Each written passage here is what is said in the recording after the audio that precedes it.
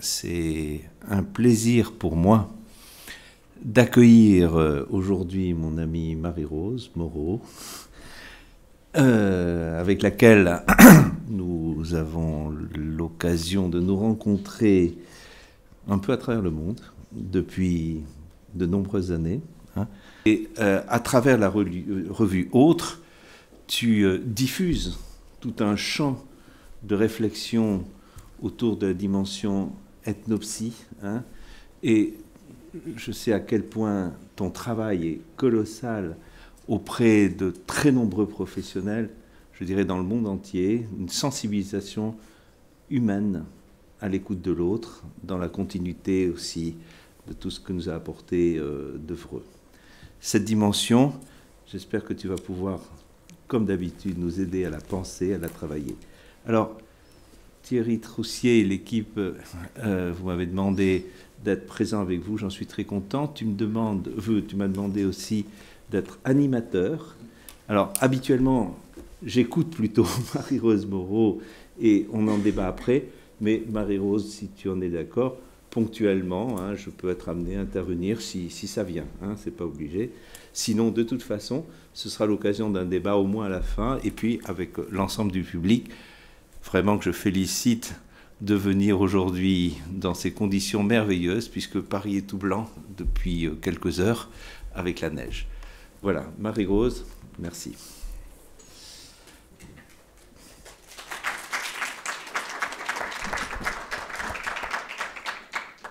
Merci beaucoup de cette aimable invitation, d'abord, présentation ensuite, et puis occasion d'être avec vous.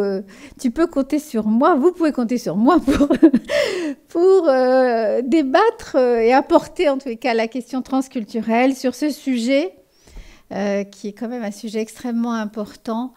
Et d'ailleurs, je connais votre détermination à travailler sur ces sujets depuis Bobigny, où j'ai grandi, où j'ai aussi participé au fait que ça puisse se faire parce que c'était important. Et donc aujourd'hui, moi, je vais me centrer sur la question des adolescents et de ce que je vais vous proposer cette idée d'éducation sentimentale et sexuelle à l'adolescence pour tous. Oui, pourquoi pour tous? Parce que je vais traiter la question de la diversité culturelle et de la manière dont l'éducation sentimentale et sexuelle, surtout dans cette période de l'adolescence, période de transformation, période d'échange, de métamorphose, comment, bien sûr, elle s'inscrit dans un contexte, dans une histoire, une géographie, dans une famille, dans des groupes, dans des affiliations. Et donc, bien sûr, on peut défendre des principes généraux, mais ces principes, ils doivent être incarnés dans des situations différentes. Et c'est vrai que pour moi, c'est une préoccupation importante que l'on ne réserve pas ces éléments-là, au fond, à ceux qui nous ressemblent, à ceux dont on peut s'identifier tout de suite, mais à tous, tous les jeunes gens, tous les adolescents. Et tu rappelais, Pierre, qu'effectivement, ces travaux se situent donc dans une... Bon, ça, c'est la maison de Solène que je dirige. Que ces travaux se situent dans une perspective transculturelle, celle de la revue L'Autre, effectivement. Et bien sûr, je vais le traiter, même si je ne vais pas refaire là la méthode, mais juste vous dire en introduction que les éléments que je vais vous proposer aujourd'hui, qui sont des éléments essentiellement des allers-retours théoriques et cliniques, mais en centrant sur des situations et sur de la clinique, ils ont été à chaque fois recueillis ici, avec les migrants et leurs enfants, ou dans les différents pays d'où viennent nos familles. Ils ont toujours été recueillis et traités, analysés, pensés, avec une méthode transculturelle, une méthode complémentariste qui allie anthropologie et pour les aspects collectifs, mais ça peut être aussi de l'histoire ou même des sciences politiques, par exemple. En tous les cas, quelque chose qui nous permette de lire le niveau collectif, de le comprendre en tant qu'élément collectif. Et puis ensuite, l'intime. L'intime, c'est la manière dont on peut ressentir ces questions de relation à son corps, à soi-même, aux autres, à travers la question de la sexualité, de l'apprentissage de cette sexualité, de l'apprentissage de la relation à l'autre, et que ces éléments donc, sont à la fois collectifs, ça c'est le contexte, et puis à l'intérieur du contexte, ils vont être intersubjectifs, c'est ce que j'avais mis là comme deuxième niveau que l'on verra régulièrement, le lien à l'autre, à l'intérieur de la famille, entre les pères, entre les garçons et les filles, entre les groupes,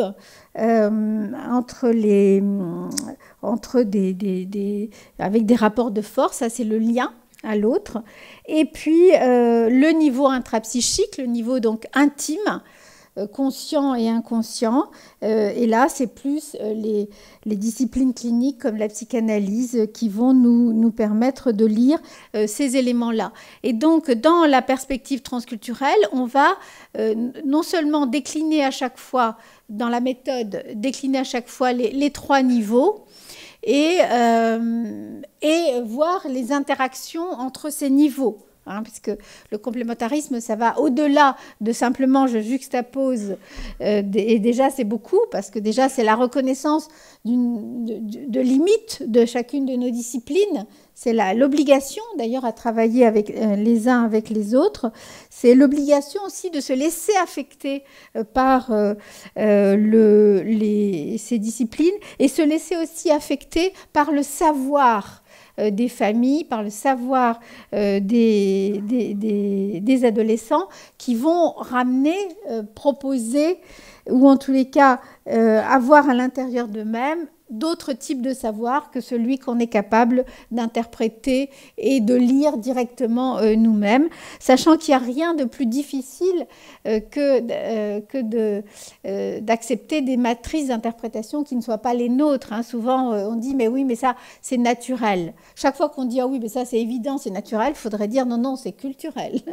Parce que ça nous paraît tellement évident, que ça nous paraît si évident, c'est parce que Devreux disait comme le poisson dans l'eau, le poisson se dit pas tiens, je suis dans l'eau, je suis en train de respirer dans l'eau, non, non, non, il se dit je suis où je dois être, où je fais ce que je dois faire, mais en tous les cas, c'est évident, ce qu'il y a autour de nous, notre matrice d'interprétation, qu'est-ce que c'est que la sexualité, comment je la vis, comment je l'apprends, quel type comment ça se transmet, qu'est-ce qui est permis, interdit, qu'est-ce qui fait du bien, tout ça c'est des matrices d'interprétation extrêmement multiples, avec des processus, bien sûr. Il y a des processus communs, et puis il y a tout ce qui est divers.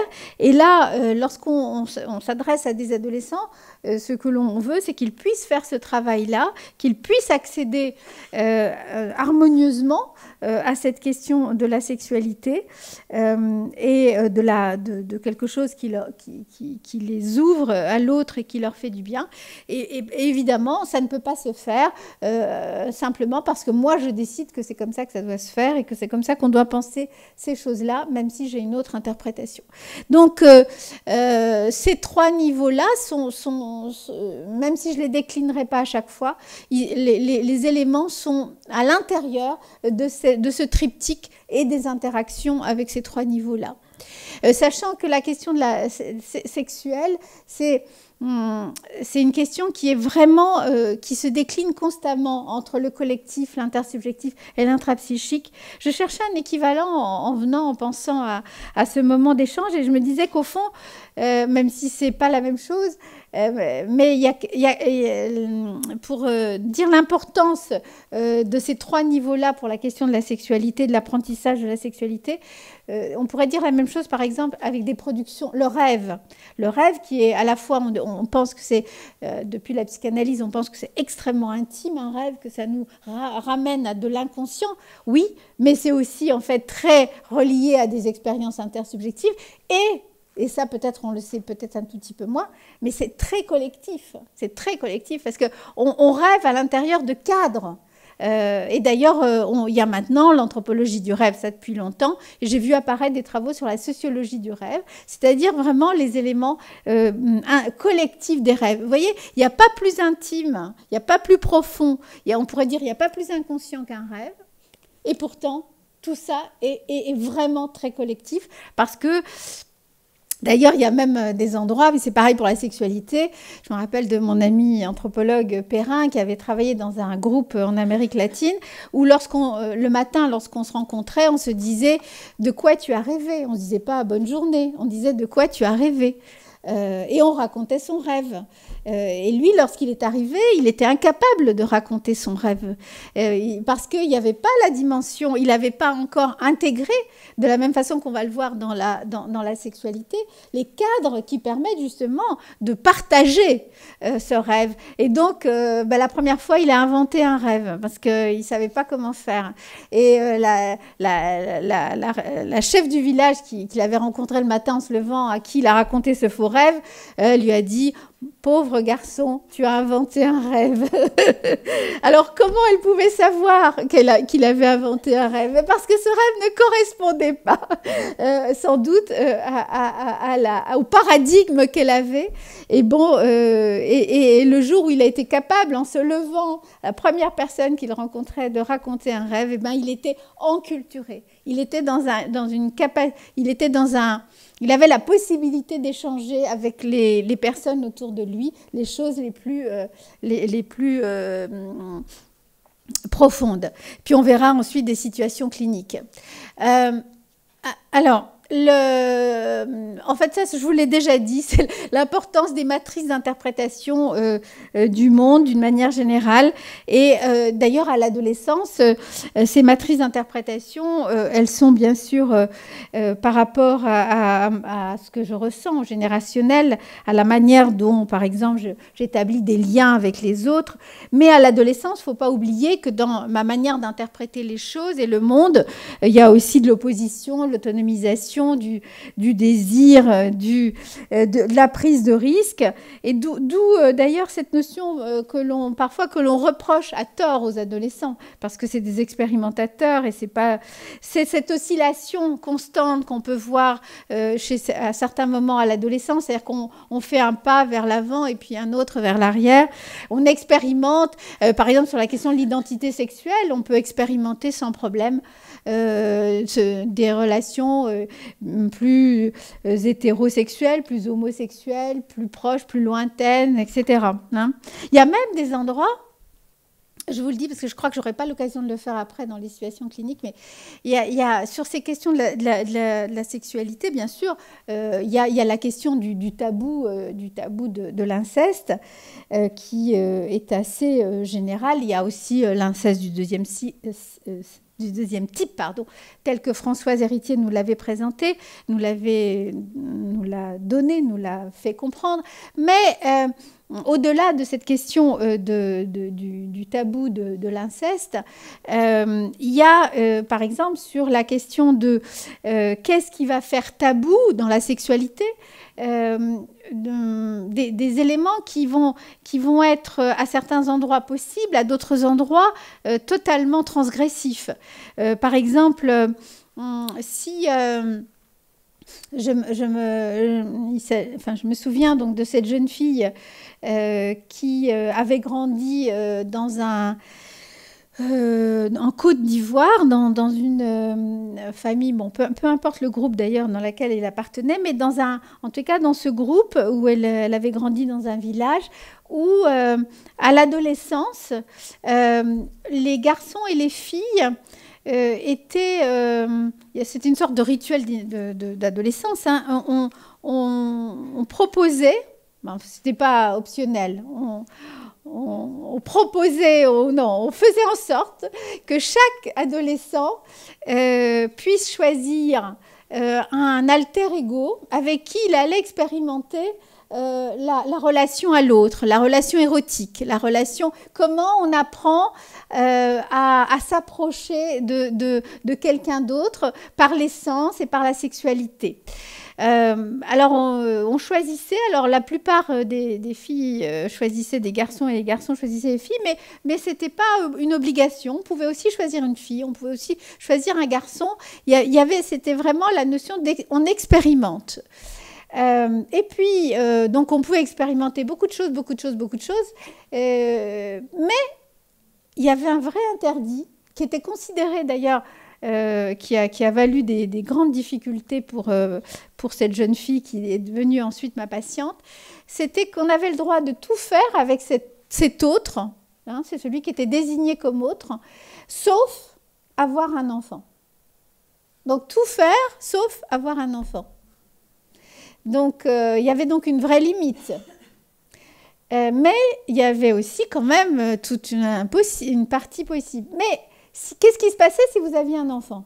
Parce qu'évidemment, puisqu'on peut tout faire sauf avoir un enfant, forcément il arrive qu'on ait des enfants. Alors ces enfants, le statut de ces enfants, et les enfants étaient donnés à la génération d'avant, donc en général à la grand-mère maternelle, et l'enfant n'était pas, il n'y avait pas de vrai problème par rapport à l'enfant, hein, c'est-à-dire que l'enfant avait un statut, il n'y avait pas de problème. Par contre, le problème, c'était par rapport aux adolescents qui n'avaient pas respecté la règle de « on fait tout sauf un enfant », c'est pas fait pour ça, quoi. Et à ce moment-là, on considérait que c'était des adolescents qui n'avaient pas intégré au fond une limite. Et on considérait qu'il y avait une sorte de rupture de tabou. Hein. Et au fond, il y avait quelque chose de l'ordre du tabou de l'inceste. Pourtant, ce n'était pas un inceste. Hein. Mais il y avait vraiment l'idée que là, on doit... lorsqu'on apprend quelque chose de cet ordre-là, on doit aussi apprendre les limites de cet acte-là. Et donc, cette jeune fille s'est retrouvée enceinte. Et l'enfant est parti chez sa grand-mère, non, chez sa mère, pardon, à elle. Et elle a été envoyée en France parce qu'elle avait tellement transgressé qu'elle était en position difficile. Hein. Donc tout ça pour dire que la question de... j'ai mis expérience collective et intime, mais c'est bien sûr, dans l'expérience collective, il y a des variations en fonction des endroits. Alors l'autre élément que je voulais vous donner pour bien... j'ai cherché une image tout à l'heure et je vous propose ces deux images. Pour vous parler de la question du codage de la sexualité et aussi de comment la culture intervient dans ces codages et aussi à la fois pour permettre et pour réprimer. Et puis les métissages qui vont se faire lorsqu'on est en situation transculturelle, comme c'est le cas des enfants de migrants. Et les deux images qui me sont venues à l'esprit, c'est d'abord Foucault, parce que en fait j'avais reçu ce blog de notre ami Philippe Bruno qui nous a envoyé un blog avec cette photo, donc c'est sur ce blog que j'ai copié cette photo et je me suis dit Foucault quand même il est indépassable sur la question du contrôle et de la répression de cette question qui appartient à toutes les cultures, même si chaque société évidemment ne met pas tout à fait au même endroit la répression, hein, on est bien d'accord, mais il y en a à peu près partout, dans notre connaissance et ceux qui l'ont travaillé. Et puis donc ça c'était l'aspect répression et contrôle du corps. Et puis pour introduire la notion de l'impact de la culture sur à la fois l'éducation sentimentale et sexuelle, et la notion d'enculturation, j'ai pensé à vous mettre là un livre qui est en fait un livre qui est sorti à la suite d'une étude qui s'appelle Les 1001 voix de Sherazade. C'est Sarah Scandrani, qui est actuellement maître de conférence à Nanterre. Donc, construction identitaire des adolescents d'origine, des adolescentes, puisqu'elle a travaillé que sur les filles, des adolescentes d'origine maghrébine en France. Et c'est une très, très belle étude où elle a interrogé énormément de jeunes filles de classes sociales très différentes, qui avaient donc en commun d'être des enfants de la deuxième génération, leurs parents venant du Maghreb, et qui les a interrogées sur la manière dont elles, dont elles se voyaient, dont elles voyaient leurs valeurs, dont elles voyaient leurs relations, ce qui était facile et difficile pour elles. Et la question de la sexualité a une place très très importante dans cette étude, plus que d'ailleurs ce que Sarah Scandrani avait imaginé à l'origine. Et elle l'a fait avec une méthodologie qui est une méthodologie qui... c'est pour ça que le titre c'est 1001 voix. C'est une méthode donc, qui est très adaptée à ces adolescents qui peuvent avoir des identités en construction, comme je vous ai dit tout à l'heure, des mécanismes d'oscillation, d'expérimentation. C'est que l'on propose, donc on fait des entretiens en proposant aux adolescents de choisir ce qu'on appelle des registres de voix, c'est-à-dire qu'on leur dit, ben, vous choisissez. Alors d'abord on leur donne un certain nombre d'exemples. Vous pouvez choisir des voix dans cet exemple-là, dans ce corpus-là, dans ce registre-là, puis vous pouvez inventer des voix. Alors les voix, c'est par exemple, je vais parler en tant que jeune fille, en tant que jeune fille. Je vais parler en tant que fille de ma mère. Je vais parler en tant que fille qui aime bien séduire les garçons. Je vais parler en tant que fille qui n'aime pas ou qui a peur des garçons. Je vais parler en tant que fille dont la famille vient du Maghreb, etc., etc. Vous voyez ? Donc on choisit et après à partir de là on déroule à partir de questions qui concernent un certain nombre de choses de la vie quotidienne. Et puis après, vous pouvez inventer des voix. Alors, c'est ce qui fait que les entretiens peuvent durer des heures et puis on peut les refaire à distance. C'est extrêmement créatif pour tout ce qui concerne vraiment ces mécanismes de construction, ces processus en construction. Et souvent, d'ailleurs, d'une fois sur l'autre, ils réfléchissent puis ils reviennent. Ils ont inventé des voix, quoi. Ils ont inventé des fois des positions auxquelles on n'avait pas du tout pensé. Et alors, ce qui était intéressant, donc il y avait toute une partie, bien sûr, vous vous en doutez, puisqu'on parle d'adolescents, sur la sexualité. Et alors, cette étude ne concernait que les filles, et ce qui nous a beaucoup frappé, enfin, ce qui a frappé la chercheuse, et ensuite, moi, j'ai participé juste en second, puisque c'est un travail fait par Sarah Scandrani. Mais ce qui est frappant, en tout cas, dans les résultats de cette étude, c'est l'importance des questions que les adolescentes se posent et les stratégies qu'elles ont pour à la fois accepter quelque chose de l'ordre de ce qui m'a été transmis et puis le transgresser, le réinventer. C'est sur la question de la sexualité. Alors, par exemple, nous, on pensait que la question des tabous, je dis nous, parce que voilà, mais elle pensait, Sarah, pensait que sur la question des tabous, les tabous allaient être relativement secondaires à cette période de la vie. En fait, non. Il y a toute une majorité de jeunes filles de cette seconde génération qui acceptent, enfin qui savent, qui reconnaissent qu'il peut y avoir des tabous sur la question de leur sexualité, mais qui vont les trouver immédiatement aussi un certain nombre de modalités pour les dépasser, pour les transgresser. Par exemple, le tabou de la virginité apparaissait. Hein. Il apparaissait... Bon, relativement fréquemment, autour de 50% des jeunes filles évoquaient la question du tabou de la virginité. Elle disait le reconnaître, et ça, vous voyez, ça c'est de l'ordre de l'enculturation. Évoquer la question aujourd'hui à cette génération, lorsque vous êtes né en France et que vous dites oui, il y a un tabou de la virginité, c'est forcément quelque chose qui passe puisque à l'extérieur, pour les jeunes filles non migrantes, elles ne vont pas évoquer de la même façon le tabou de la virginité. Je ne dis pas qu'il n'y a pas des choses autour de la virginité, mais pas du tout en termes de tabou familial, de tabou transmis, de tabou identifié qui participent à l'identité de groupe, ce qu'on appelle les affiliations. Elles le reconnaissent comme tel. Elles disent, oui, il y a un tabou de la virginité, et oui, ce tabou, je le... Enfin, pas toutes, hein, à peu près 50%. Mais ce tabou, je le reconnais, j'en prends acte, et je me positionne par rapport à cela. Je me positionne, je décide comment je vais faire, si je le respecte, si je ne le respecte pas, comment, etc. Et sur ce tabou de la virginité, par exemple, elles évoquent toute une série de stratégies qui leur permettent aussi de différer ou de décider à quel moment, d'être active sur cette question. Donc, par exemple, il y a une stratégie des jeunes filles que malheureusement les garçons utilisent beaucoup moins, parce qu'il y a aussi une autre étude, mais je n'en parlerai pas aujourd'hui, qui concerne les garçons, parce que ça faisait trop. Mais c'est Malika Mansouri qui a fait l'étude sur les garçons.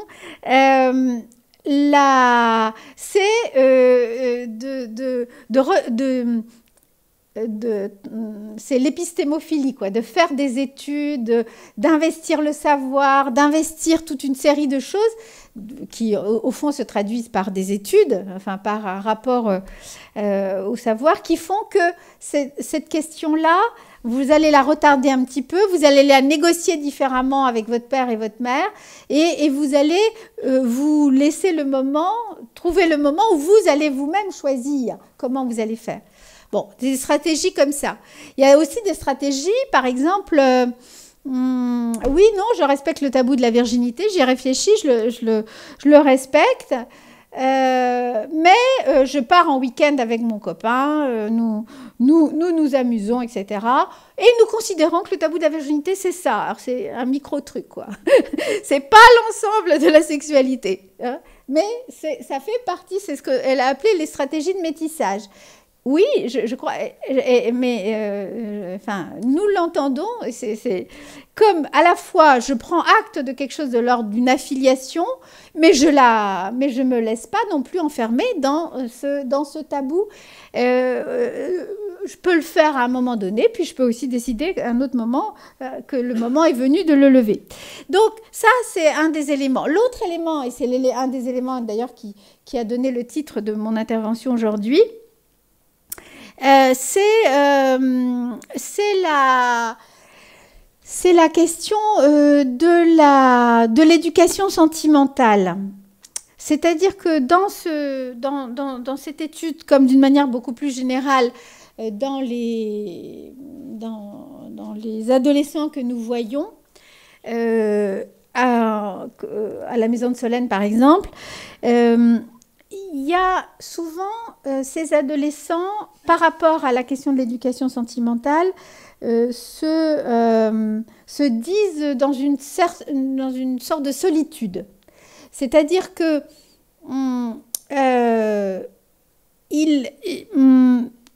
au fond, il y aurait d'un côté, il y a une sorte du côté, par exemple, dans la famille, il y a un certain nombre de jeunes filles qui décrivent des mères, par exemple, ou des cousines ou des tantes qui vont leur dire un certain nombre de choses et qui vont les aider, les accompagner un petit peu sur cette question.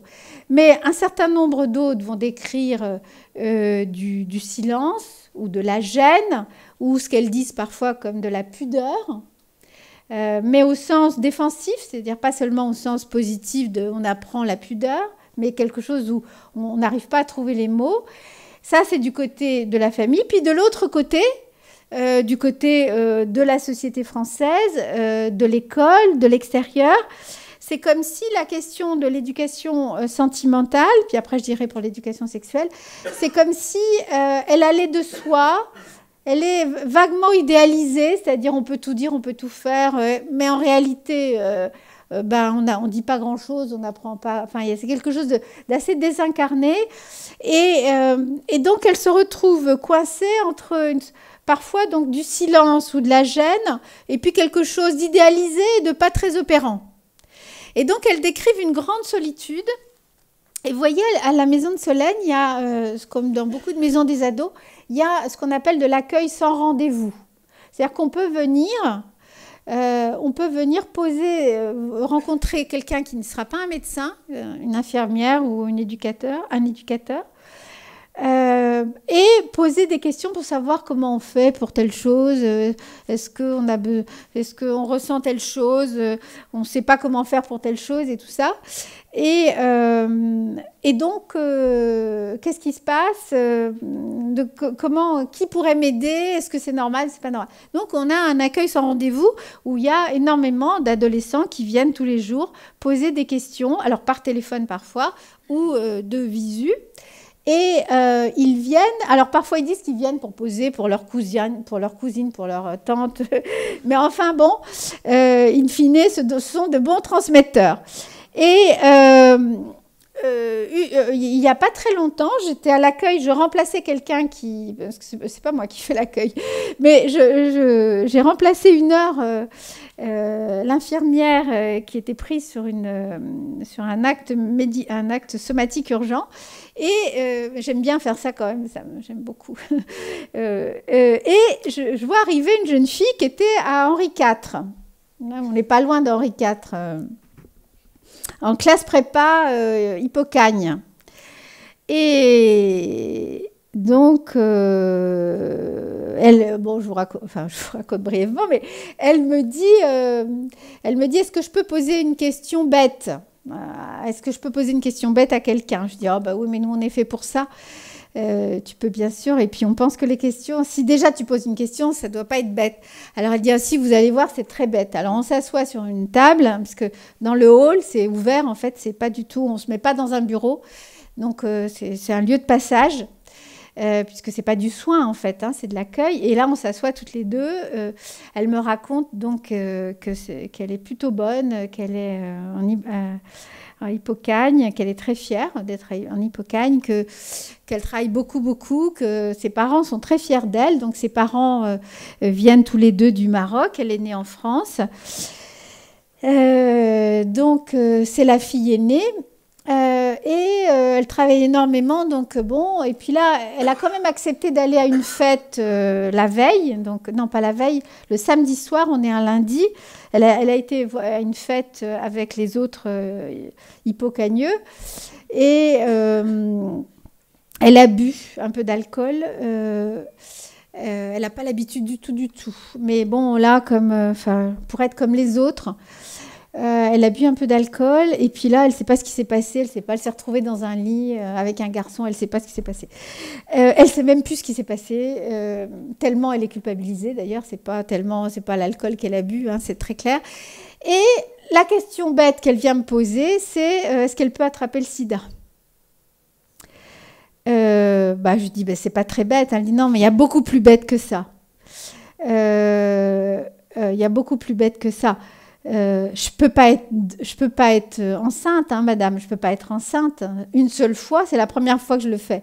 Je peux pas être enceinte, n'est-ce pas ? Je lui dis, alors là, c'est bête. Si, on peut être enceinte, même une seule fois. Et elle me dit, non, c'est pas possible. D'ailleurs, j'ai demandé à ma mère, vaguement, mais pas directement, mais je lui ai fait comprendre, etc. Et puis, j'ai compris, je lui ai vaguement fait comprendre ma question, elle m'a fait vaguement comprendre. Donc, tout ça étant très, très vague. Et donc, quand même, je viens vérifier. Je lui dis, et j'étais étonnée, une fille intelligente, subtile, informée, il y a Internet, il y a tout ce qu'on veut, elle a une mère, un père, elle a été à l'école française, etc. Elle a eu les cours en 5e, en 6e, etc., d'éducation sexuelle. Elle se demande si elle peut être enceinte après une seule relation sexuelle. Alors, je racontais ça à l'infirmière. Je lui dis, mais tu te rends compte donc on a fait ce qu'il fallait pour la jeune fille avec elle, et puis je lui ai proposé de revenir me voir à distance, puisque là il y avait des choses à faire.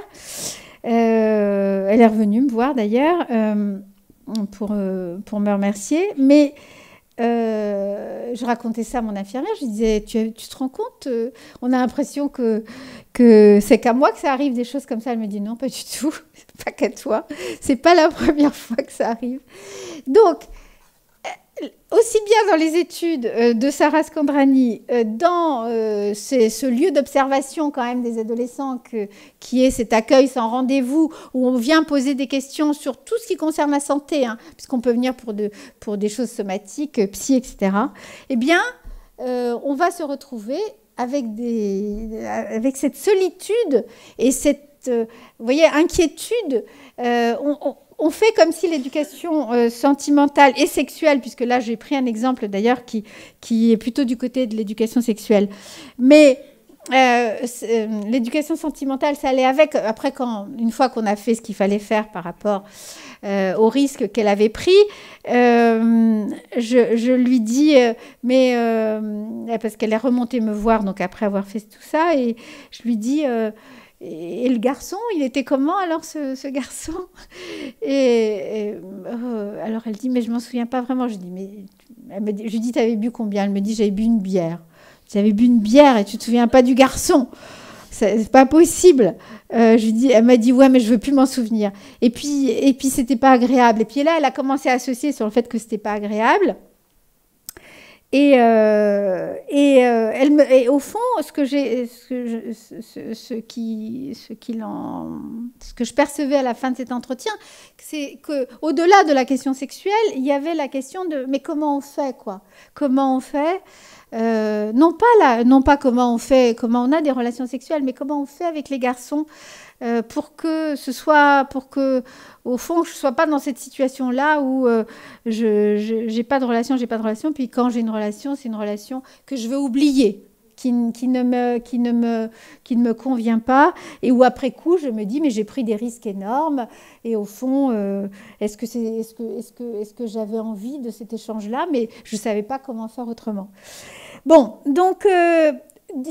solitude de cette éducation à la fois sentimentale, dont je pense que l'on considère que ça va de soi, qu'elle n'est pas conflictualisée, qu'elle serait évidente. Et pour les enfants de migrants, comme il y a en plus deux registres, il n'y a pas assez de possibilités justement de négocier pour trouver sa propre position, qui est une position complexe, qui va intégrer justement à la fois, vous voyez, elle a quand même été interrogée sa mère, puis après elle a été interrogée la maison de Solène. Donc elle a fait ce que l'on voudrait qu'elle puisse faire, mais en dehors de toute prise de risque et en dehors de tout jugement moral aussi, hein, parce que bien sûr que c'est une question qui rend cette question c'est un des aspects qui rend la question de l'éducation sentimentale et sexuelle difficile. Avec comme ressource à l'adolescence, ce que je notais là, l'importance de l'expérience subjective de l'être adolescent et sa singularité, la singularité dans son corps, dans la relation à l'autre, avec toute cette clinique, mais clinique, c'est vrai pour chacun, cette sémiologie, j'aurais dû mettre, c'est pas seulement pour, on n'est pas du côté du pathologique, cette sémiologie du passage et de l'incertitude, hein, où on va, d'abord, il faudrait le mettre au pluriel, bien sûr, et puis... avec la notion d'expérimentation adolescente, parce que quand je l'ai revue la deuxième fois, vous voyez, par exemple, cette jeune fille, que je l'ai revue la deuxième fois, elle était plus en confiance, elle a bien vu, bien sûr, qu'on ne la jugeait pas, elle avait aussi très peur, il fallait que ce soit, que ses parents ne reçoivent pas, ne sachent pas qu'elle avait consulté, donc il fallait que ce soit gratuit, qu'on n'envoie pas une feuille de soins, une facture à la famille, donc il y avait tous ces éléments-là qui l'avaient rassurée sur le fait qu'elle pouvait venir, et donc, après coup, dans l'après-coup de cet acte-là, elle m'a donné l'impression que il y avait deux ingrédients dans ce qu'elle était en train de faire. Premièrement, bien sûr, d'expérimenter quelque chose dont, en gros, elle pensait que ça se passait comme ça aussi pour les autres jeunes filles. Il y avait l'idée que, bon... d'un côté, il y a ma mère qui dit, bah, attention, il faut attendre que tu sois sûre que tu vas te marier avec un garçon. Et à ce moment-là, tu peux avoir des relations sexuelles avec lui. De l'autre côté, elle imagine qu'ici, ses copines, elles lui disent que non, qu'on peut avoir des relations sexuelles comme on veut. C'est pas forcément celui avec qui on va ensuite s'installer ou avoir des enfants. Donc, elle est prise dans deux choses comme ça. Et elle se demande où est sa position à elle. Parce que la question de la sexualité, c'est pas non plus, par exemple, choisir les modalités de sexualité de l'autre. Si ça veut dire se couper totalement, ne plus être la fille de sa mère, vous voyez bien que quand même, il y a forcément une tension et qu'il faut qu'elle puisse trouver sa position à elle. Donc là, la deuxième fois, elle m'a interrogée en me posant des questions. Au fond, est-ce que c'est pas comme ça pour tout le monde la première fois, hein? Donc ça, c'est le premier ingrédient, l'ingrédient expérimentation. Et puis, l'autre ingrédient que j'y ai vu, il y avait aussi bien sûr de la transgression, hein. J'ai choisi le moment, j'ai choisi le garçon, parce qu'après, elle se souvenait beaucoup mieux de la manière dont elle avait choisi ce garçon, hein, à distance, et clairement, elle l'avait choisi. Il était très timide, hein. Oh, il était très timide, elle m'a dit. Donc, elle a bien dû dû lui montrer clairement parce qu'il était très timide. Et là, vous voyez, c'est des ingrédients qui sont des ingrédients. Et je l'imagine très bien, cette jeune fille, dans la manière dont elle m'a raconté les choses. Dans le même moment, être prise dans des moments, dans des choses différentes. Je lui dis, vous allez rigoler, hein, mais j'ai pensé à la nuit de noces de ma mère, m'a-t-elle dit, hein. Donc, vous voyez, j'ai pensé à la nuit de noces de ma mère. C'était quasiment un équivalent de nuit de noces pour elle, au sens, parce que sa mère lui a raconté une nuit de noces traditionnelle, qu'elle soupçonne que c'était pas du tout comme ça, puisque c'est souvent pas comme on le raconte. En tout cas, sa mère l'a idéalisé, quoi, en disant, voilà, ça s'est passé exactement comme ça devait se passer, une sorte de paradigme. Et elle raconte quand même que dans ces moments-là, elle a pensé à la nuit de noces de sa mère. Donc, vous voyez comment, dans quelque chose qui n'était pas très harmonieux pour elle, mais qui était quand même très complexe, elle a mis en scène plusieurs modèles qu'elle avait. Et d'ailleurs, on peut sans doute penser et l'acte tel qu'il a eu lieu et la manière dont ensuite elle l'a repris avec nous, parce qu'au fond, elle est venue chez nous pour avoir un lieu pour parler de ça, hein. Bien sûr, il y avait les risques qu'elle avait pris, mais il y avait aussi le fait de pouvoir le reprendre, comme ça avait pas, au fond, il n'y avait pas pu avoir d'éducation sentimentale et d'éducation sexuelle en amont vraiment, en tout cas qui lui aurait permis de faire les choses avec un peu plus de tranquillité et un peu plus de lien entre le perceptif, le sensoriel, le sexuel, le psychique. Eh ben, elle l'a fait d'une manière un peu comme ça, un peu rentre dedans, hein, un peu dans les fractions, et puis après elle l'a repris et avec nous et elle était ensuite beaucoup plus tranquille, beaucoup plus sereine, et elle s'est posé des questions qui sont des questions qui sont des projections de cela. C'est pour ça que c'est des expérimentations, de se dire et si j'avais été enceinte, donc ça veut dire que je peux être mère, et si je peux être mère, est-ce que c'est le moment, est-ce que je l'aurais gardé, est-ce que j'avais le droit d'avorter, comment j'aurais avorté, est-ce que ma mère a été confrontée à cette question. Donc voilà, il y avait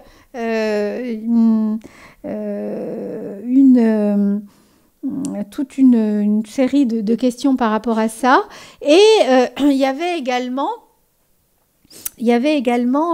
une interrogation, moi je l'ai vue que 2 fois, Et donc, j'imagine que les choses auraient pu se développer autrement, mais enfin plus profondément. Mais quand même, elle avait des interrogations la deuxième fois sur la question du plaisir sexuel, se disant que elle s'en souvenait pas, mais que c'était pas impossible. Et puis que est-ce que ça vient progressivement, est-ce que ça s'apprend? Ou est-ce que c'est comme l'opération du Saint-Esprit, ça vous tombe dessus? Ça, c'est moi qui dis l'opération du Saint-Esprit. En tout cas, est-ce que c'est quelque chose qui vous tombe dessus? Vous voyez mes références à moi, hein, qui n'étaient pas les siennes. Donc voilà, c'est la notion de sexualité, d'expérimentation. Donc bien sûr, en favorisant la créativité de ces adolescents, et ça, c'est donc sur la question des ressources. Alors, sur la question intersubjective, j'avais mis là des éléments qui sont souvent, qui rentrent en jeu dans cette question de l'apprentissage et de l'éducation sentimentale et sexuelle. C'est finalement quelle place je donne à la vie, à la sexualité, à l'autre, au genre, aux générations, à la transmission. Avec toutes ces traductions multiples qu'on doit faire à l'adolescence entre corps, pensée, changement, continuité, hein, sens et pulsionalité. Tous ces éléments-là étant des éléments qui viennent s'inscrire dans la notion d'éducation sentimentale et rendre une éducation qui soit une éducation qui intègre la complexité et qui ne soit pas une éducation trop simplifié par rapport à l'ensemble de ce que ressentent ces jeunes gens. Alors sur le plan intrapsychique, bien sûr, c'est encore plus complexe, mais ça, vous connaissez l'importance de ces éléments-là, de la question donc de la dépendance et de l'individualité, de la relation à soi et à l'autre, du désir de l'autre, et à l'intérieur d'éléments comme le savoir, l'angoisse, les croyances qu'on peut avoir, et cette jeune fille dont je vous ai parlé en avait beaucoup. Donc, avec leur force et vulnérabilité, bien sûr, en pariant sur les forces. Et donc après, la dernière question, parce que je vois que le temps passe, deux questions encore que je voudrais poser. C'est que je me suis demandé par rapport à ces questions qu'est-ce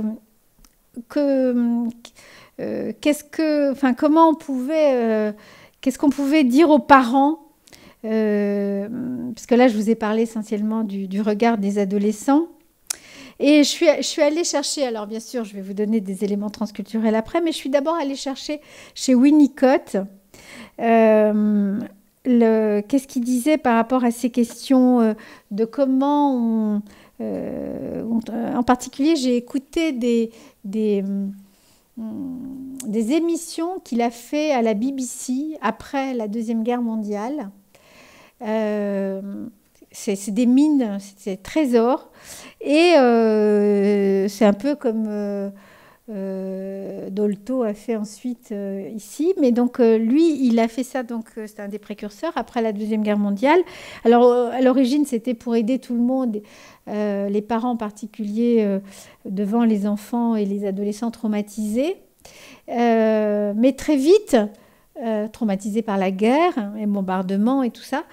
Et il considérait que le savoir pédopsie devait être partagé avec tout le monde parce que la tâche était tellement grande qu'elle ne pouvait pas être réservée aux pédopsychiatres. Mais en fait, rapidement, au début, bien sûr, c'était beaucoup lié au trauma de guerre. Et puis très vite, il y a eu plein de questions concernant justement la question de comment on est parent d'enfants qui ont telle chose ou parents d'adolescents. Et là, ça concerne la question des parents d'adolescents. J'ai trouvé que c'était très adapté aussi pour notre question à nous de comment transmettre un peu d'éducation sentimentale et sexuelle. Et sachant que ces questions ne peuvent pas être transmises uniquement par les parents, à mon sens. D'abord, il y a toujours les parents et puis ce qui se passe ailleurs, à l'école, chez les copains, les images d'identification que les adolescents vont chercher de plus en plus à l'extérieur. Mais quand même, qu'est-ce que les parents peuvent transmettre à leurs enfants sur ces questions-là? Et alors j'ai trouvé un conseil que je trouve très, très joli, très intéressant et par rapport à notre question. Vous voyez, c'est un psychanalyste qui n'avait pas peur de donner des conseils, hein, Winnicott. Il a écrit il y a un de ses textes qui s'appelle Conseil aux parents. Et donc, sur cette question, il disait, il faut, mais moi je pense que ça vaut pour les professionnels, pas seulement pour les parents, professionnels confrontés d'une manière ou d'une autre à ces adolescents. Il disait, on connaît son expression, il faut des parents suffisamment bons, mais on connaît moins la deuxième partie de son conseil, qui est l'authenticité. Il faut être authentique. Et ça, je trouve que par rapport à la question de la sexualité, c'est très important, l'authenticité. L'authenticité des parents et des professionnels, c'est à la fois de pouvoir reconnaître les besoins, les nécessités, de reconnaître sa propre adolescence et ses propres expériences que nous-mêmes, nous avons fait adolescents. Vous voyez, l'authenticité, c'est à la fois dans le présent, dans le passé, et c'est une sorte d'adéquation, de sincérité, donc d'authenticité. C'est comme ça que lui, il dit. Et vous voyez, je vous avais mis son expression là. Si on dit n'importe quoi sur ces questions-là, si on dit il faut simplement faire, ne pas faire, si on ne tient pas compte de la pulsionalité, si on ne tient pas compte du désir, si on ne tient pas compte de l'expérimentation, si on ne tient pas compte éventuellement même de la pulsion de mort, hein, de ce dialectique pulsion de vie, pulsion de mort qu'il peut y avoir autour de la sexualité à cet âge-là, eh bien... donc on n'est pas authentique et bien dans ce cas-là, vos enfants, mais là il parle d'adolescents en fait, pourront apprendre à vous connaître. En revanche, si vous jouez un rôle, ils finiront sans doute par découvrir le poteau rose le jour où ils vous surprendront sans maquillage et ils comprendront au fond, ce que vous êtes en train de leur dire par rapport à ces questions ne valent pas. Et ne peuvent pas les aider justement à se construire et à expérimenter. Et je disais que c'était aussi vrai pour les professionnels, donc ce que l'on ressent face à ces adolescents qui vont demander, qui vont ou soit avoir des actes avec des prises de risques très importantes, soit dire des choses, par exemple, caricaturer la position des parents, comme tous les adolescents, et puis idéaliser celle de l'extérieur pour faire en sorte que les professionnels réagissent. Alors, je m'explique plus concrètement. J'ai vu il n'y a pas très très longtemps une jeune fille, mais ce n'est pas la première, donc ses parents viennent d'Afrique de l'Ouest, elle est née en France. C'est la première fille, avant elle, il n'y a que des garçons nés en France. Et vers l'âge de 14 ans, elle n'avait pas 14 ans encore, elle était en conflit très important avec son père en particulier. Et un vendredi soir, plus exactement, elle va voir l'infirmière du lycée et elle lui dit je ne peux pas rentrer chez moi. Je ne peux pas rentrer chez moi parce que mon père, il est très violent. Il ne veut pas que je me maquille, il ne veut pas que je sorte, il ne veut pas que je vois personne de l'extérieur, il ne veut pas que je vois les blancs. Elle faisait tout un tableau sur le fait que son père voulait qu'elle reste que dans son groupe. Et je me demande s'il ne va pas me marier ce week-end. En gros, quoi. Là, je caricature exprès. Mais c'était à peu près ça. En tous les cas, suffisamment... Elle a dit les choses de manière suffisamment inquiétante pour que les professionnels de l'école disent ah ben non, tu ne peux pas rentrer chez toi ce soir. Donc, placé en urgence au secret. Placé en urgence au secret. Famille où il ne s'était jamais rien passé, pas connue, etc. Mais la jeune fille a tout à fait compris. Elle était très en colère contre son père. Son père lui avait interdit de sortir la veille pour quelque chose, peu importe ça. Et elle avait décidé qu'elle allait aller faire en sorte que le professionnel en face, il soit pris dans ses préjugés. C'est-à-dire qu'elle sait comment nous pouvons voir la question des parents, du contrôle, qu'éventuellement des mariages précoces sans consentement, etc. Donc elle a sorti la liste des préjugés au fond. Et elle les a sortis, et l'infirmière très compétente, que par ailleurs je connaissais, qui nous avait déjà envoyé une situation, donc elle aurait pu nous appeler par exemple et dire j'ai une situation très grave. Elle a d'abord placé la fille pour la protéger, et ensuite elle s'est posé des questions, quoi, après. Mais à la suite, sauf qu'entre-temps, la jeune fille, elle a été placée en urgence, donc le juge a suivi. Et le lendemain, elle a fait une TS au foyer où elle était, de foyer d'urgence où elle était, tellement elle s'était retrouvée dans l'impasse totale. Et le lendemain, ils ont trouvé mon portable pour qu'on fasse une médiation le samedi après-midi. Ce qu'on aurait dû faire, bien sûr, avant. C'est bien sûr que c'est avant qu'il aurait fallu intervenir. Mais pourquoi on n'est pas intervenu? C'est la question des contre-transferts. Parce que comment on imagine... je pense qu'il y a une chaîne où c'était possible. Tout ça était possible. Bien sûr que c'est possible. Il arrive toujours que des parents fassent des choses violentes, fassent des choses très graves. Ça existe, c'est vrai. Mais peut-être pas ces parents-là, dans ce moment-là. C'est la question, vous voyez, du singulier. Mais sauf que ça devenait plausible pour tout le monde. Et à partir de là, la démarche habituelle, c'est-à-dire l'identité professionnelle de cette infirmière, elle n'a pas pu la respecter parce qu'elle a fait les choses. Mais le procureur non plus n'a pas respecté. Personne n'a respecté. Pourquoi? Parce que ça devenait plausible. Et c'est juste après, la jeune fille, quand elle s'est rendue compte, quand j'ai vu la jeune fille, elle a dit, mais ça a trop bien marché. C'était trop. Je ne voulais pas aller jusque-là. Je voulais lui donner une leçon. Quand même, vous voyez le pouvoir que ça donne. Je voulais lui donner une leçon. Mais ça a trop marché. Mais les adolescents, ils veulent toujours nous donner des leçons. Il ne faut peut-être pas se faire avoir.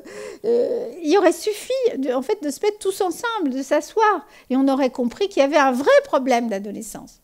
Et que, effectivement, cette jeune fille, elle est allée très très loin, mais trop loin. Enfin, elle-même, trop loin parce qu'on l'y a accompagnée, vous voyez. Donc, tout ça pour dire que les contre-transferts, là aussi, ce n'était pas très authentique. Hein.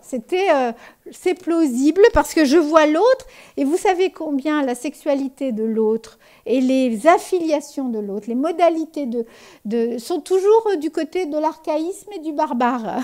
Hein. Nous, on est des orfèvres, et les autres, ils risquent d'être des barbares. Il y a toujours ce risque-là pour lequel il faut... Bon, tout ça, après, ça déclinait ce que je viens de vous dire. Alors, une première intervention, c'est le côté, pour moi, un peu énigmatique même du titre. Hein, éducation à la santé sexuelle, éducation à l'éducation sentimentale. Alors, c'est vrai que le mot éducation sentimentale, c'est une notion extraordinaire, Flaubert, etc. Mais est-ce que tu y mets une différence fondamentale et comment tu l'articules, hein, cette histoire-là? Alors, c'était intéressant dans l'exemple que tu as évoqué parce que tu as dit, mais c'était peut-être pas de l'éducation sentimentale, c'est peut-être de la santé sexuelle, mais finalement, peut-être quand elle est venue dans mon bureau après et qu'elle a dit... Alors, c'est là où l'histoire de l'éducation sentimentale est apparue plus directement. Est-ce que c'est au moment où finalement je dois oublier qui est l'autre, qui est la tête de ce garçon, c'est-à-dire où là il y a quelque chose de raté du côté justement du sentimental, au-delà même du rapport sexuel, hein, il y a quelque chose de...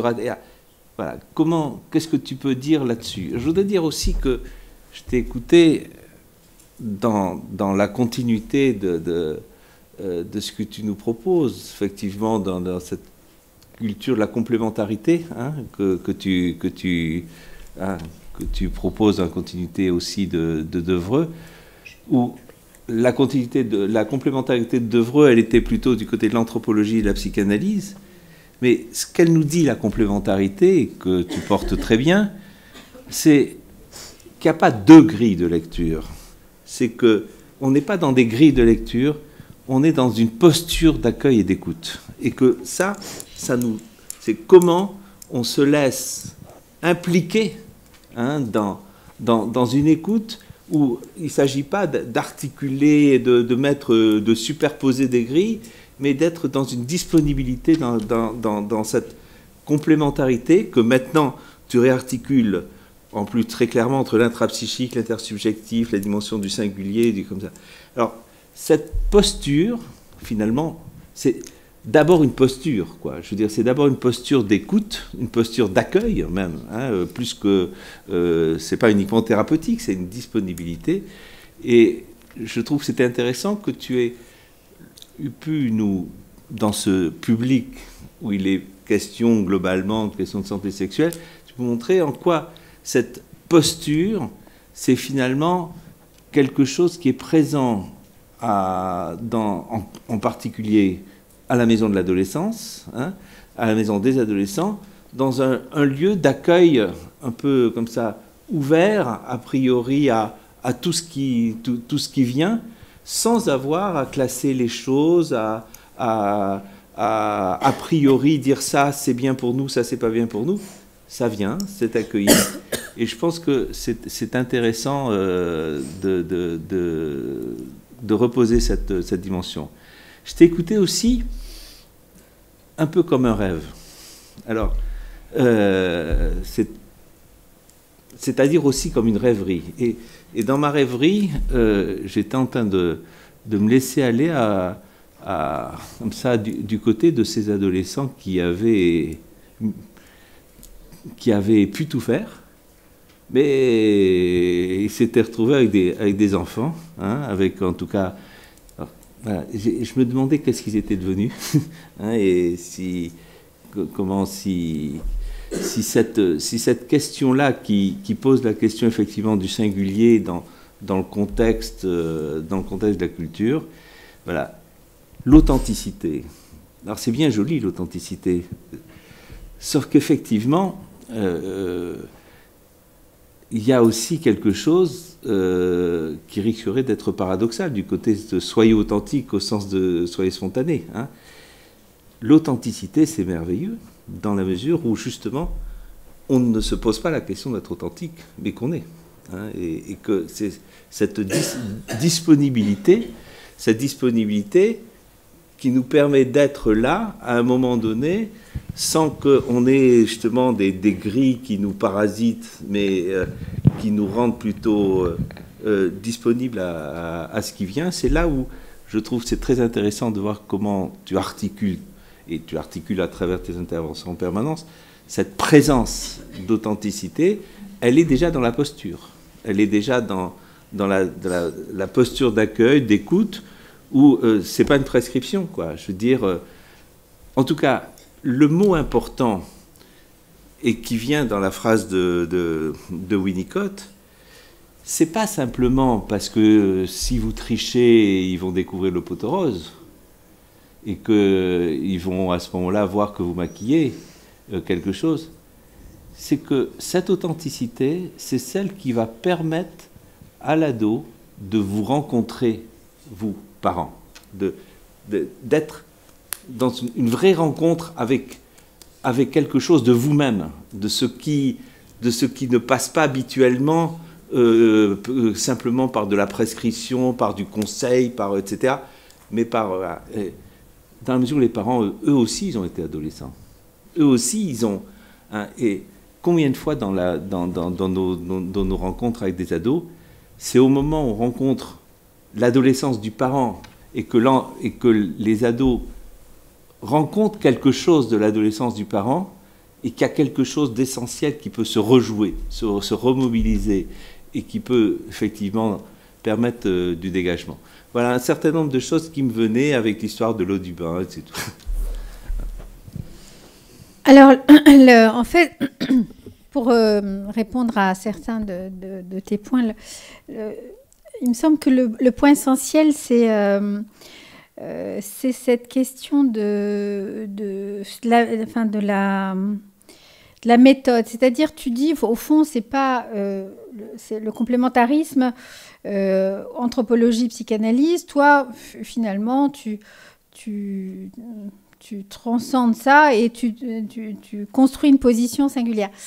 En fait, la position, elle se nourrit de ça. C'est-à-dire que bien sûr qu'in fine, surtout lorsque je prends des histoires cliniques, je raconte des histoires de rencontres avec un adolescent, une adolescente. Donc, je la raconte au sens de la rencontre avec moi ou avec quelqu'un d'autre et de ce que ça a donné. Donc là, on raconte un récit singulier. Mais dans l'analyse de ce qui est dit, il y a bien une position complémentariste. Et là, l'anthropologie sur qu'est-ce que c'est que l'honneur, le tabou de la virginité, le rapport au corps, la question du mariage, etc. Ça c'est des éléments anthropologiques sur lesquels je m'en remets aux anthropologues. C'est-à-dire, je ne les analyse pas en tant que tels, mais par contre, j'essaye d'analyser. Je les analyse avec l'anthropologie et pas avec la psychanalyse ni la clinique. Par contre, quand j'ai pris l'exemple tout à l'heure du contre-transfert, de la manière dont on voit la sexualité ou le rapport à la sexualité de l'autre, là, j'utilise une notion qui est très utile pour construire sa position, qui est le contre-transfert culturel. C'est-à-dire, qu'est-ce que les différences culturelles me font à moi. C'est-à-dire, qu'est-ce que la différente manière de voir le mariage ou de voir le consentement, ben ça, moi, ça me fait réagir, ça. Parce que je suis une femme, parce que moi, j'ai un autre rapport à ces questions et tout ça. Donc je réagis parfois d'ailleurs, c'est une relation obligatoire parce que c'est différent. Je réagis à la différence et l'idée, c'est, de toute façon, on réagit toujours à la différence sur un mode, soit en étant fasciné, oh là là, qu'est-ce que c'est beau, ces mamans africaines, elles sont magnifiques, elles s'occupent des bébés totalement différemment de moi, mais elles sont magnifiques, ça c'est de la fascination, et là je vois plus le fait qu'éventuellement la maman elle est triste, elle pleure, bon, et puis ça va jusqu'au rejet, et au racisme en fait, qui est des gens qui pensent les choses, qui pensent la sexualité comme ça, c'est pas des êtres humains, ou qui font telle chose, c'est pas des êtres humains. Donc là forcément, nous tous, nous réagissons selon cet axe-là, qui va de la fascination, si on est sensibilisé aux questions, au rejet. Et l'idée de l'analyse du contre-transfert, c'est de trouver une position qui soit une position qui n'y soit ni de la fascination ni du rejet, et qui me permet justement à la fois d'accueillir les différences, mais de voir aussi la singularité des personnes. Donc au fond, ces deux niveaux, il y a un niveau méthodologique, macroscopique, puis après il y a le niveau du thérapeute qui fait avec ça. Mais pour comprendre l'importance de ce contre-transfert culturel et pour ne pas en être prisonnier, c'est là où on a besoin de s'informer, de réfléchir, de se former, d'échanger, pour pouvoir justement percevoir qu'au fond, sur plein de questions autour de cette question de la sexualité, il y a plein de positions différentes. Je pense par exemple, pour le relier avec une autre histoire qui m'a au fond beaucoup amusée, mais qui est une histoire clinique, et dans une ère que j'ai pas encore, dans une autre ère différente de celle que j'ai citée aujourd'hui. C'est une famille tamoule du Sri Lanka, donc ils sont venus au décours de la guerre, et ils se sont rencontrés ici, monsieur et madame, et ils se sont mariés. C'est un mariage, comme dit la famille, un mariage un mariage arrangé qui est devenu un mariage d'amour, parce que la catégorisation des mariages est très souvent beaucoup plus subtile que nous le caricaturons nous aussi, mais le mariage était prévu, ils se sont rencontrés, il y a eu une cérémonie, enfin une rencontre un soir pour présenter les deux qui devaient se marier, hein, qui avaient été choisis par les familles au pays. Et il y a eu un coup de foudre. Et au lieu de respecter le rituel, ils se sont arrangés pour se voir quelques jours après cette rencontre. Ils n'ont pas du tout respecté la temporalité qui leur avait été proposée. Ils ont eu une relation sexuelle, elle s'est retrouvée enceinte. Il a fallu précipiter le mariage arrangé parce que ils avaient la machine s'était emballée. Ils étaient très jeunes, c'était quasiment des adolescents. Et la question, c'est toujours beaucoup plus complexe. Bon, ils ont eu 4 garçons. 4 garçons. Le premier, donc, avant le mariage, et puis les autres après. 4 garçons, 4 beaux garçons qui vont... La famille va bien. Ils ont réussi à retrouver un statut social à peu près correct en France. Madame était enseignante, elle n'est pas enseignante, mais elle a trouvé un travail qui est assez correct. Monsieur a trouvé un travail en rapport avec sa qualification universitaire au pays.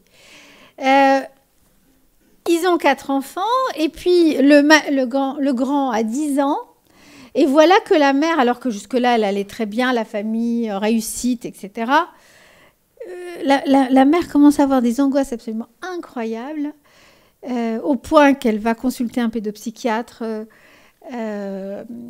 avec son garçon, parce qu'elle projette ses angoisses sur ce garçon. Et ces angoisses sont centrées, mais comment mes garçons vont se marier? Comment on va les marier? Quel type de mariage? Quand? À quel moment? Faut-il les préparer? Est-ce que des enfants qui sont nés ici sont capables de mariage arrangé? Sachant que par ailleurs, elle a transgressé elle-même le mariage arrangé. Donc, et qu'elle voudrait quand même pas que ça se répète. Vous comprenez et elle harcèle ce garçon parce qu'elle regarde de quel type de relation il établit. Puis il va rentrer en 6e. Et en 6e, on ne peut plus du tout contrôler les enfants de la même façon. Et là, il va avoir des relations avec les filles. Et alors, avec n'importe quelle fille, il va avoir des relations. Donc, elle le harcèle. Alors que c'est une maman sans histoire. Hein, il y a quelque chose autour de l'entrée dans l'adolescence de ce garçon qui est son garçon préféré, par ailleurs, un garçon qu'elle investit beaucoup, beaucoup, beaucoup. Et là, alors vous imaginez, elle va voir un pédopsychiatre, elle lui dit, le problème, c'est que je peux pas supporter de ne pas savoir comment on va marier mon garçon. Le pédopsychiatre lui dit, vous êtes bien gentil, mais je suis pas un spécialiste de ces questions. Mais si, regardez comme il va mal, il dort mal, et puis voilà, puis il m'écoute pas, et puis comment... Et ce pédopsychiatre qui est un s'il m'entend, il se reconnaîtra. Quelqu'un d'extrêmement compétent et sensible, il se dit, mais quand même, il faut quand même que je prenne au sérieux. Ça a l'air ridicule, mais c'est pas ridicule puisque l'enfant va pas bien. Et donc, il propose une consultation transculturelle. Vous imaginez ces parents qui arrivent avec ces 4 enfants. Qu'est-ce qui vous amène ? C'est le mariage de mes enfants. Le grand a 10 ans, le petit a 4 ans, quoi. Donc, oui, mais voyez, on n'arrive pas à l'intégrer comme. Pourtant, j'en parlais avec une de mes cothérapeutes, Tamoul, à Malini, qui disait, mais à Malini qui est née en France, qui est psychologue, Aline disait, mais bien sûr, ça fait partie de l'éducation, on en parle de tout petit. Ça fait partie des choses qui se discutent, alors sous la forme d'humour, sous la forme de tout.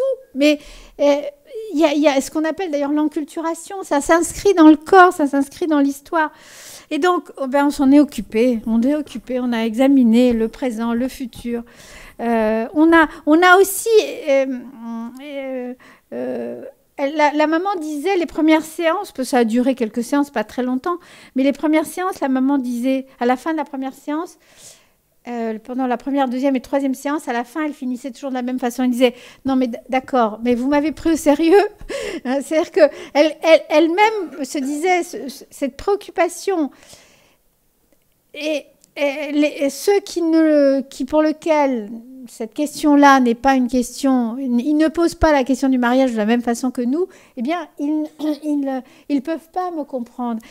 Et elle a été rassurée par le fait que dans l'endroit où elle était, les questions du mariage et bien sûr sexualité, accession à la sexualité, filiation, affiliation, tout ça, elles pouvaient se poser de 1001 manières et qu'on n'avait pas de position.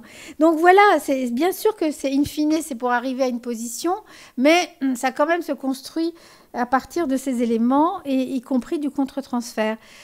Et le dernier point que je voulais dire dans ce que tu avais dit, au fond, tu me dis ton titre, il est désuet. Et, si, éducation sentimentale, éducation sexuelle. C'est intéressant. Oui, mais bon, il est un peu désuet parce qu'on en parle peu de l'éducation sentimentale. Aujourd'hui, j'ai fait exprès d'essayer de la réhabiliter pour dire que la question sexuelle, elle rentre dans quelque chose peut-être de plus large encore, qui est la question du rapport comme ça à l'autre et aux affiliations, et que ça commence comme ça par ces questions de comment on fait pour entrer en relation, comment on fait pour se faire plaisir, comment on fait pour expérimenter. Puis bien sûr, après, ça va aussi se traduire dans la question sexuelle. Mais c'est pas que la question sexuelle, c'est la question sexuelle et la question du sentiment, de l'inscription, de l'incarnation de cette question. Et je pense qu'on la sous-estime, quoi, qu'on pense qu'elle va de soi, parce comme on peut regarder sur Internet, comme on pense que la parole est beaucoup plus libre. La question de la sexualité c'est toujours une question complexe. Et si on en fait trop, on fait effraction aussi. Donc, si on parle que de la sexualité et pas des sentiments, alors on passe aussi à côté de quelque chose. Donc, c'est pour ça que j'ai mis exprès cette notion d'aller-retour entre les deux. Oui, non, moi je trouve qu'au contraire, c'est justement, c'est intéressant que tu aies proposé cette notion qui pourrait paraître ringarde. Désuète. Ou désuète, enfin c'est un peu la même chose. Mais qui d'abord, je veux dire, comment est-ce qu'on peut penser désuet la dimension du sentiment, hein, je veux dire, dans ce qui construit le rapport à l'autre, hein, et dans la construction même de la sexualité. Et je trouve que c'est d'autant plus important que cette histoire d'éducation sentimentale, elle est souvent plus récupérée par un contexte un peu plutôt normatif, religieux, dans l'éducation au mariage, dans certains milieux, etc. Ne laissons pas l'éducation sentimentale. Voilà, en gros, et c'est pour ça, ne laissons pas l'éducation sentimentale à cet aspect normatif. En disant qu'il y a d'un côté ce qui serait la santé du sexuel, et d'un côté les sentiments qui seraient portés par un pseudo-registre du sacré porté dans d'autres valeurs morales particulières. Donc de ce point de vue-là, au contraire, je trouve que c'est très précieux. Pierre, oui. Je crois qu'il faudrait laisser la parole à la salle, parce qu'on va bientôt finir. Voilà, il y a des questions qui émergent, allez-y. David Simard, notre philosophe, merci. Merci. Bonsoir. Merci beaucoup pour votre présentation que j'ai trouvée passionnante, et je voulais abonder dans votre sens sur ce fil de l'intime jusqu'au collectif et jusqu'au social, où effectivement je dirais même vous avez dit, je trouvais ça très intéressant, c'est le rêve même, enfin voilà, pouvoir raconter un rêve, la manière de rêver, c'est pris dans un système de sens finalement qui est culturel, etc., collectif, et ce qui permet de pouvoir les partager. Je dirais le désir même, enfin voilà, on relève de la même chose. Comment? Oui, tout à fait. Le désir, c'est le même exemple. Ouais. Voilà. Et je voulais revenir à Foucault, parce qu'il se trouve effectivement, comme ça a été dit, que je suis philosophe et je fais ma thèse sur le concept de médicalisation de la sexualité et je travaille évidemment beaucoup avec Foucault, où on retrouve effectivement ce lien de l'intime, de la subjectivité, Ouais. la constitution de la subjectivité, Ouais. donc ce qu'il y a de plus intime par le collectif, dans son lien avec le collectif, et notamment avec tous les systèmes de normes, etc. Ouais, tout à fait. Alors, il y avait juste un point sur lequel je voulais peut-être apporter une nuance sur Foucault, justement, que vous avez associé à ces concepts de répression et de contrôle. Et en fait, chez lui, c'est pas tout à fait la même chose. Je sais, oui, bien sûr. Et voilà. Donc, du coup, l'hypothèse répressive, justement, par rapport à laquelle il se positionne contre, ouais. C'est-à-dire dans le premier volume de l'histoire de la sexualité, la volonté de savoir, où justement ce qu'il appelle la répression sexuelle passe par des systèmes qui sont très organisés de lois, etc. Et lui, ce qui l'intéressait, c'était de voir justement, et ça rejoint aussi votre propos sur tout ce qui est culturel, comment des normes passent en dehors de tous ces systèmes juridiques, légaux, etc. Notamment sur le plan culturel, sur le plan de... Alors, Pierre parlait justement de l'approche... pas avoir des cadres quand on accueille, etc. Mais il y a tout le côté institutionnel, qui est aussi un vecteur de normes, et donc effectivement auquel il faut être très attentif. C'était ça aussi qui intéressait Foucault. Alors du coup, pour ma question, justement dans cette institution de la maison de Solesmes, est-ce que c'est quelque chose que vous avez du coup présent à l'esprit, que le fait d'être une institution est aussi une manière de véhiculer un certain standard ou certaines normes, et comment du coup puisque vous êtes dans l'accueil justement, comment vous négociez avec ça par rapport aux adolescents que vous accueillez? Oui, oui, bien sûr, on est une institution, on est même un paradigme d'institution. Alors comment on essaye de réfléchir à ces questions, parce que comme on est une institution qui s'occupe d'adolescents, les adolescents eux-mêmes nous interrogent dessus, c'est très clair. Mais la manière qu'on a de faire ça, c'est d'abord d'être une équipe pluriprofessionnelle, pluriculturelle, polyglotte, etc. Et donc d'avoir des points de vue très différents à l'intérieur même de l'institution et des consultations. On est à peu près une centaine de professionnels, mais c'est très très ouvert. Vous regardez sur le site de la Maison de Solesmes, vous verrez que c'est très très ouvert en termes. Et puis après on a un système où on essaye d'échanger des séminaires de tas de natures différentes, des supervisions collectives et individuelles et tout ça. Enfin, on essaye de se penser comme une institution qui regarde un peu ce qu'elle trimballe quand même.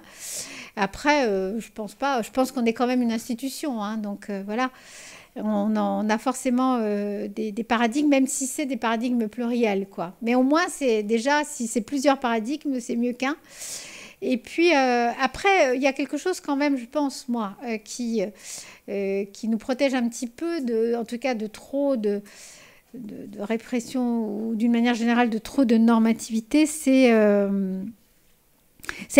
l'aller-retour entre le collectif et le singulier, quoi. C'est qu'on rencontre des adolescents. Et c'est moi d'ailleurs ce que je raconte, c'est des rencontres. C'est pas. Donc dans la rencontre, bien sûr, ça peut s'appliquer, ça peut se traduire pour cet adolescent particulier, mais le fait c'est un individu, un professionnel qui est aussi un individu, qui a aussi un genre, qui a aussi une sexualité, qui a aussi une culture et tout ça. Et qui d'ailleurs, nous, on accepte de se présenter, de dire qui on est, d'où on vient, etc. dans les consultations. et on rencontre des personnes particulières, des sujets. Et donc, je pense que quand même, ça nous protège d'un certain solipsisme et d'un certain... quelque chose comme ça qui nous... Mais pas totalement, hein. Enfin, voilà, on est dans le monde, hein. On est bien dans le monde. Bien, merci. On va être obligé de s'arrêter. Oui, il faut regarder l'heure. Le temps passe. On a déjà dépassé. Ouais. Bon, en tout cas, si on peut se rapprocher quand on regarde la roue de la santé sexuelle par rapport aux différents paradigmes et objectifs, on voit qu'au moment de l'adolescence, c'est complexe et la transculturalité met beaucoup de difficultés en plus. Non, de richesse. Et de richesse, oui, mais pour nos étudiants qui sont là, pour tous ceux qui nous écoutent, pour les formations que nous faisons, nous nous rendons compte que la santé sexuelle, ce n'est pas si simple que ça. Et que quand on commence à l'éducation sentimentale et le transculturel, on s'aperçoit que c'est très complexe. Et quand on termine une conférence sur les transferts et contre-transferts et de ce que l'on est, on sent les dangers. Et donc, à juste titre, Marie-Rose, tu nous as expliqué que la supervision, le cadre, les échanges entre professionnels sont extrêmement intéressants. Et c'est tout ce qui est la richesse de la santé sexuelle. Donc, cette troisième conférence... La précédente, vous a rappelé, c'était Désir et amour, avec Philippe Bruneau, qui était aussi, on voit la complexité d'aborder ces thématiques, c'est de la santé sexuelle. La santé sexuelle, c'est une matière qui n'est pas simple. Ce n'est pas de la pathologie, spécialement, c'est de la vie de tous les jours. Et ça nécessite de se former et de respecter les scripts de Gagnon, l'intrapsychique, l'interrelationnel et le méta, le cadre. Et donc, ça s'apprend. Et je vois de nombreux étudiants qui ont appris ça aujourd'hui, notamment, qui ont eu ces présentations. Et les autres qui peuvent écouter ça sur nos cours en ligne, notamment Pierre qui a enregistré aujourd'hui tout un cours en ligne sur l'adolescence, auquel tu fais référence à ce que vient nous dire Marie-Rose. Et je comprends bien la hauteur de la difficulté. Bien, on vous invite donc à nous joindre sur... la FUN, France Université Numérique, sur les cours La santé sexuelle pour tous. Bon, on a 12 modules qui seront finalisés en ligne au mois de mai. 6 sont déjà disponibles. Vous pouvez vous y inscrire. 12 modules, est-ce que c'est suffisant? Certainement pas. Est-ce qu'on peut faire mieux? Peut-être, mais je pense que la diversité aussi des approches, parfois virtuelles, parfois en réalité, d'avoir des supervisions quand on fait de la santé sexuelle et qu'on veut le faire au quotidien, il faut pouvoir accepter d'être supervisé, faire attention à de ce que l'on dit, ce que l'on parle, d'où l'on parle, comme tu nous l'as dit, qui l'on est, être authentique, être assertif, positif soi-même, mais rendre positif l'adolescent qui vient de nous voir. Et ces choses ne sont pas aussi simples que ça. Donc rejoignez-nous, venez nous voir sur la chaîne YouTube. Je vais te laisser la parole pour finir, Pierre. Je voulais remercier, ils ne sont pas présents aujourd'hui, mais la Fondation partenariale Paris Diderot et le laboratoire Vif Healthcare qui soutient cette fondation. Et tout cet ensemble permet d'être là, d'avoir ce temps de convivialité dans un instant, d'avoir des professeurs qui... méritent largement d'être écoutés. D'autres professeurs sont dans cette salle et je voulais remercier le président du comité scientifique de la chaire UNESCO, donc professeur Laurent Mandelbrot, qui est là, en sachant que Marie-Rose fait partie aussi du comité scientifique de la chaire UNESCO et que tout ça est une grande famille transculturelle et transdisciplinaire.